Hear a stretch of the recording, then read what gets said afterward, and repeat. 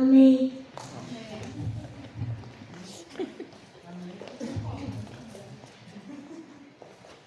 Graças a Deus, irmãos e irmãs, vamos abrir nossas Bíblias no seu primeiro livro, capítulo 22.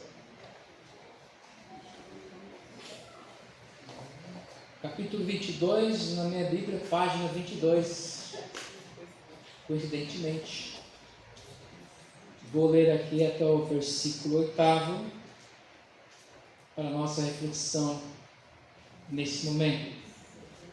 Capítulo 22 do livro de Gênesis. Diz assim a palavra do Senhor: Deus prova Abraão. Depois dessas coisas pôs Deus Abraão à prova e lhe disse: Abraão. Este lhe respondeu: Eis-me aqui. Acrescentou Deus: Toma teu filho, teu único filho Isaque, a quem amas, e vai-te à terra de Moriá. Oferece-o ali em holocausto, sobre um dos montes que eu te mostrarei. Levantou-se, pois, Abraão de madrugada, e tendo preparado o seu jumento, tomou consigo 2 de seus servos e a Isaque, seu filho, rachou lenha para o holocausto e foi para o lugar que Deus lhe havia indicado. Ao terceiro dia, erguendo Abraão os olhos, viu o lugar de longe. Então disse a seus servos: Esperai aqui com o jumento, eu e o rapaz iremos até lá, e havendo adorado, voltaremos para junto de vós. Tomou Abraão a lenha do holocausto e a colocou sobre Isaque, seu filho. Ele, porém, levava nas mãos o fogo e o cutelo. Assim caminhavam ambos juntos. Quando Isaque disse a Abraão, seu pai: Meu pai, respondeu Abraão: Eis-me aqui, meu filho. Perguntou-lhe Isaque: Eis o fogo e a lenha, mas onde está o cordeiro para o holocausto? Respondeu Abraão: Deus provará para si, meu filho, o cordeiro para o holocausto. E os seguiam ambos juntos. Até aqui. Pai querido, louvado seja o teu nome, Senhor, pela tua graça, pela tua bondade, pelo teu amor. Tua palavra foi lida e que nós possamos agora refletir nela, Senhor Deus, sobre a luz, orientação e iluminação do teu Santo Espírito, a nos abençoar nesta hora, Senhor Deus, para que possamos ser tocados e transformados pela tua palavra, para o louvor do teu nome. Nós oramos agradecidos, suplicando essas bênçãos, no teu nome, Jesus, nosso querido pastor, teu filho amado. Amém. Amém. Amada igreja, eu queria refletir um pouquinho sobre o texto escolhido, e o tema seria adorar a Deus. Adorar a Deus. Amada igreja, temos percebido que as pessoas não mantêm o hábito da leitura. Isso se vê pela incapacidade, às vezes, de reconhecer os significados das palavras. Pessoas com pouco vocabulário, um vocabulário que se generaliza, que não poderia ser generalizado. Às vezes nós tratamos uma coisa como parecendo outra coisa e entendemos mais ou menos. Não temos mais muita curiosidade.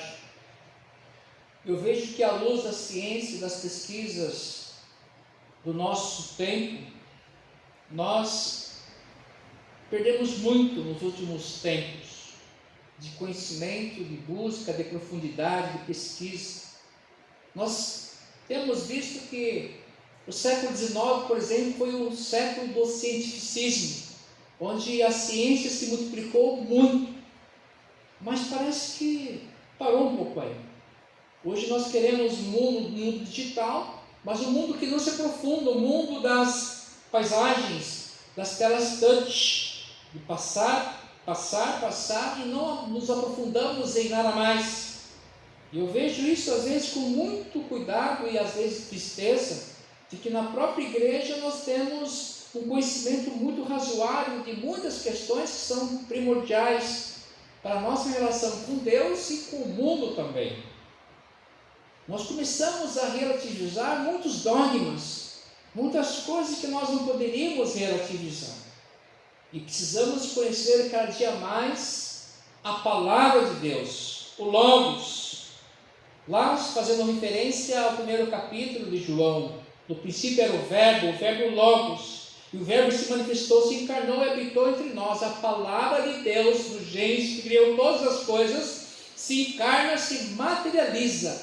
Então, quando eu falo de nós não conhecermos os significados, o vocabulário, as palavras, estou falando da verdade, daquilo que é preponderante, que é primordial para o meu conhecimento, para a minha convicção, para a minha fé, para a minha vida e vida eterna.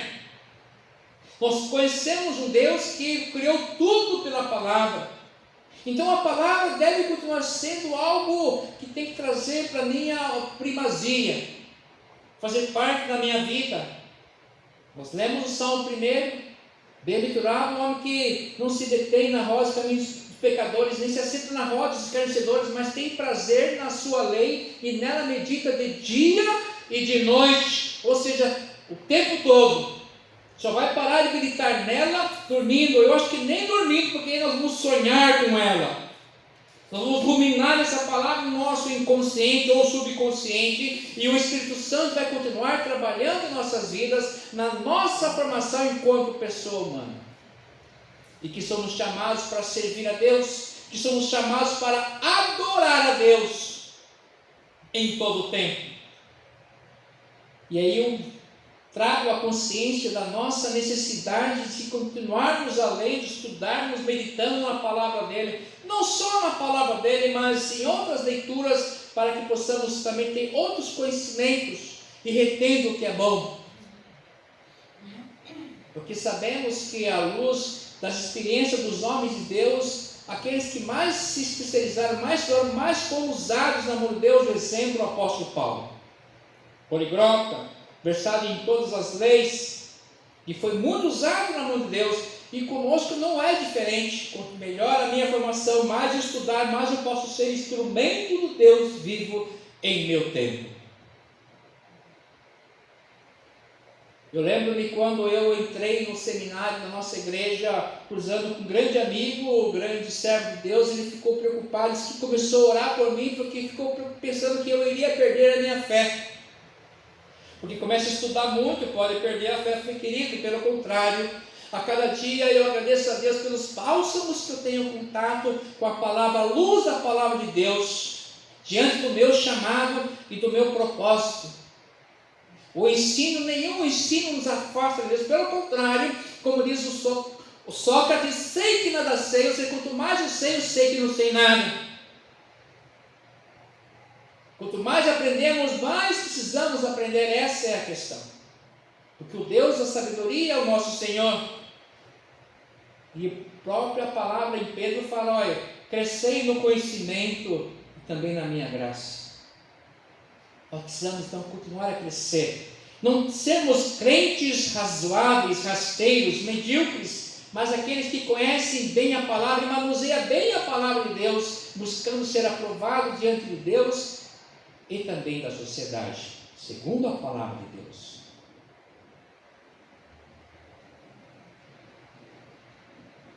Nós percebemos que as pessoas estão cada vez mais vivendo na superficialidade, isso em quase todas as áreas. Pessoas, profissionais que não se aprofundam em seus conhecimentos, daí isso nos faz um alvo fácil para sermos manobrados, engordados e até fazendo aceitar aquilo que nós não podemos aceitar de jeito nenhum, em hipótese alguma. Quando nós não temos convicção naquilo que nós professamos, cremos, nós somos engordados e levados como massa de manobra.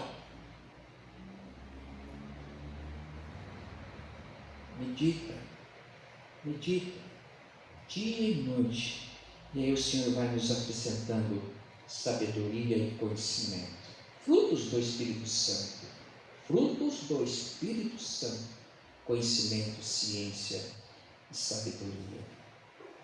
Quando nos falta a convicção, faltou Quase tudo. Quando falta ao cristão, ao crente, a fé, faltou aquilo que é mais importante. A fé é a firme convicção, é a convicção, firme convicção daquilo que nós não vemos e esperamos. Se nós nos afastamos de Deus, não vamos ter fé. Se nós nos afastamos da palavra de Deus, não vamos ter fé. Se nós nos afastamos do povo de Deus, não vamos ter fé.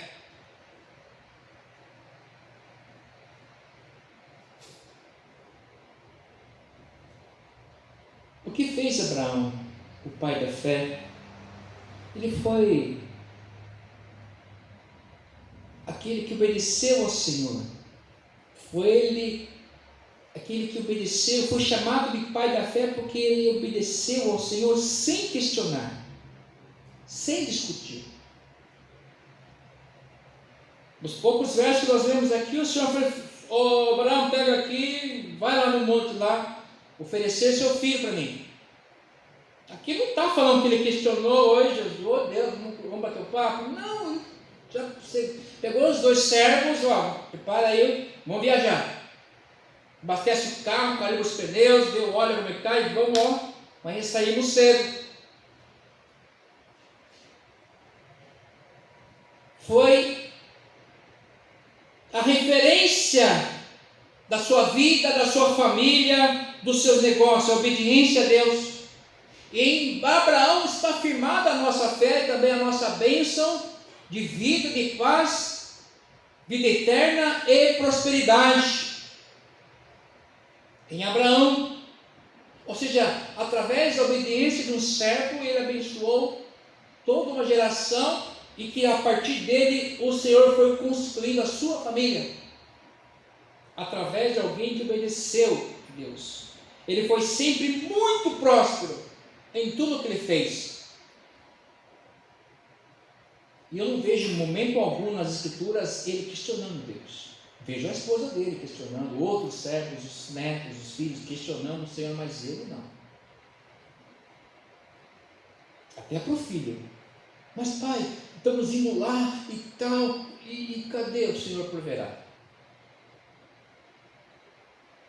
Mas pai, estamos indo para o hospital, então não tem, o Senhor proverá. Mas pai, a coisa está feia, e parece que a gente vai tudo parecer, o Senhor proverá.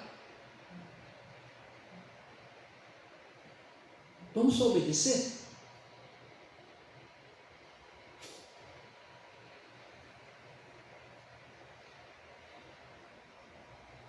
Verso 14: e pôs Abraão por nome aquele lugar: o Senhor proverá. Daí dizer-se até o dia de hoje: o monte do Senhor se proverá. O monte do Senhor se proverá. É o Deus da providência. É o Deus que conhece todas as coisas. É o Deus que te chamou lá na sua início, na sua adolescência, para essa obra. Ele já te chamou. Ele é o Deus presciente. Um Deus que já nos elegeu antes de nós nascermos. E às vezes ficamos tentando quantificar Deus, o poder dele é ilimitado. É um Deus que nos conhece na intimidade, que não precisamos fazer joguinho emocional com ele, tentando fazer barganhazinha com ele. Não é necessário. É uma afronta, na verdade, às vezes.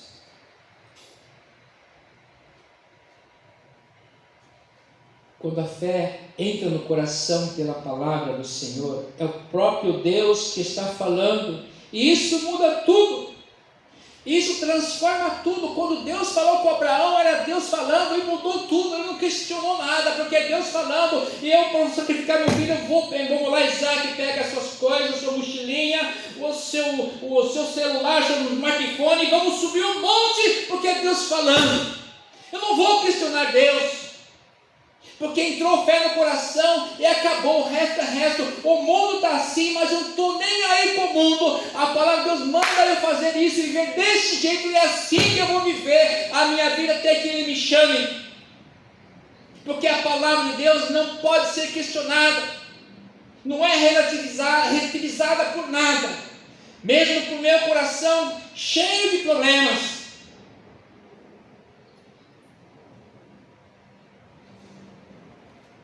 Deixamos às vezes os nossos sentimentos tomar a frente, profeta Jeremias, capítulo 17, verso 9, diz: enganoso é o coração, mais do que todas as coisas, e desesperadamente corrupto, quem o conhecerá? Então esse coração não pode me fazer a minha fé de Deus assim assado, não. Eu, o Senhor, esquadrinho o coração. Aqui nós vemos o coração de Abraão esquadrinhado por ele. Um coração perfeito, porque ele obedeceu a Deus 100%.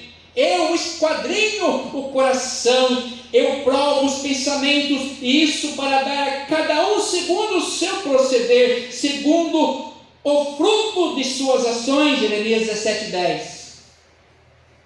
Eu esquadrinho, eu coloco o seu coração numa forma, no meu esquadrinhar, e o esquadrinhar é uma ferramenta de perfeição, de números, é matemático, não vai pender para lugar nenhum, o seu coração vai estar dentro da performance divina, não vai pender para nenhuma ideologia, nenhum pensamento, nenhum escorregão dos seus sentimentos.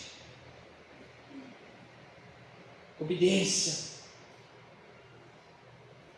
Está com dúvida? Senhor, o que eu vou fazer aqui agora? Porque é minha. Vai para Deus. Ele vai esquadrinhar o seu coração e vai cuidar de você, e você vai ser que nem Abraão. Se tu uma bênção, você vai ser bênção.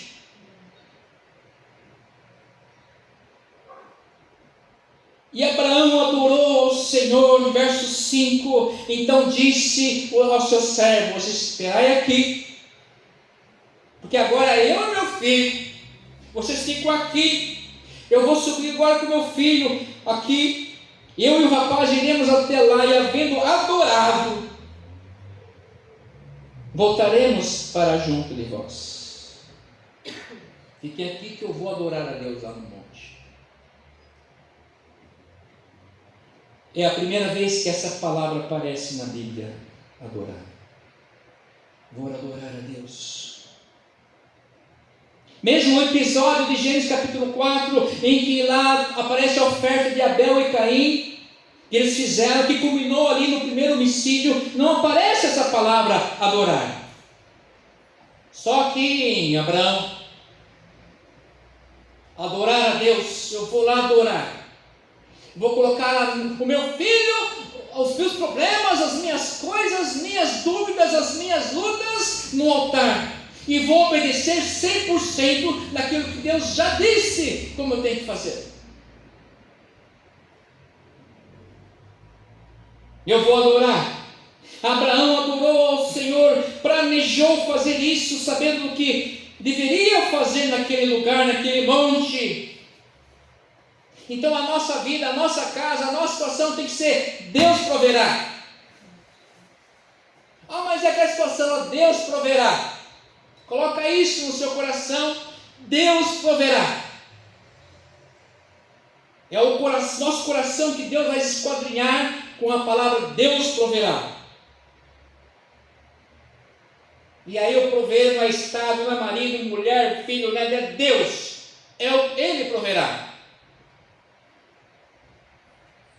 Para isso precisamos colocar no altar. Abraão adorou ao Senhor, planejou fazer isso. Vou adorar ao Senhor conforme Ele me ordenou, e depois voltarei aqui para junto de vocês. Não ficou choramingando, ficou assim, olha por mim, vai, vou lá, nada, fique aqui, espere. É uma choramingança às vezes. Adorar a Deus é dedicar a Ele o nosso amor, nossa reverência, nosso serviço, nossa devoção, obediência. Cultuar a Deus apesar de um monte de problemas, um monte de enfermidades. Se dedicar a Ele apesar das dificuldades, servi-lo apesar daquilo que nós não entendemos, amá-lo apesar de tudo. Ele é o nosso Deus, Ele é o amor, Ele que fez tudo. e quer tratar a gente agora. Então essa adoração de Abraão ainda é tratamento, é uma forma de amor para dizer assim para Abraão: Abraão, eu vou cuidar de você e de toda a sua família sempre. Só me obedece. Vê se você entende isso. Parece que é um caminho duro, difícil, extra-humano, mas não é. Eu sou Deus. Nós ficamos questionando Deus. E como eu expus no início, por mais que nós tenhamos conhecimento, nós queremos usar o nosso conhecimento humano para discutir com Deus. Aí chega no século XV, XVI, com o humanismo, o antropocentrismo, os homens começam a querer ferir Deus, colocar Deus no seu lugar. O mundo agora não é mais teocêntrico, agora é humanocêntrico. E nós temos essa herança, porque nós começamos a adquirir conhecimentos.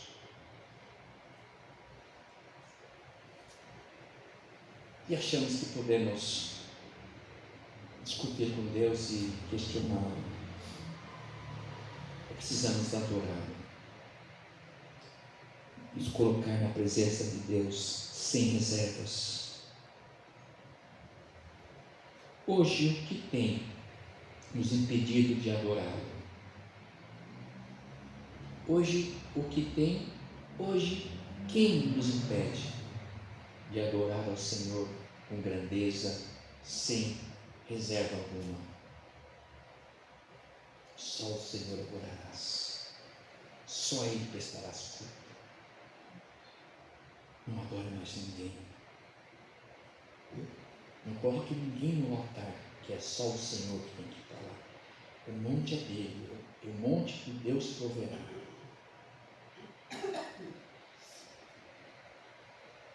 Coloquemos isso em nosso coração. Ele proverá. Ele proverá. E quando Deus provê, o amor dele abunda em nosso coração e tudo se torna claro. Tudo muda. Porque nós conhecemos agora um pouquinho mais de Deus. Porque Ele tem cuidado de nós. E aí Ele vai, com certeza, vai voltar de ser lá, vai estar lá os servos lá, já com o carro aquecido, para nós voltarmos para casa.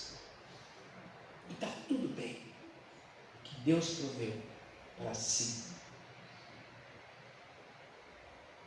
Coloque isso no seu coração, coloque o seu coração no altar, que Deus proverá. Deus proverá.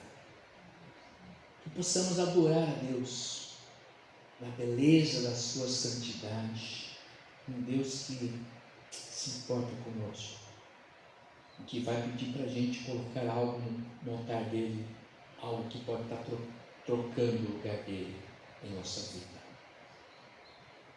Começar a servir com mais dedicação. E aí é prazer. E aí é privilégio. Por isso que Deus em Abraão abençoou todas as futuras gerações. E em Abraão fomos chamados para também sermos bênção em todo canto. Amém. Louvemos a Deus com alegria, a paz do céu encheu o coração. 114 do cantar dos povos.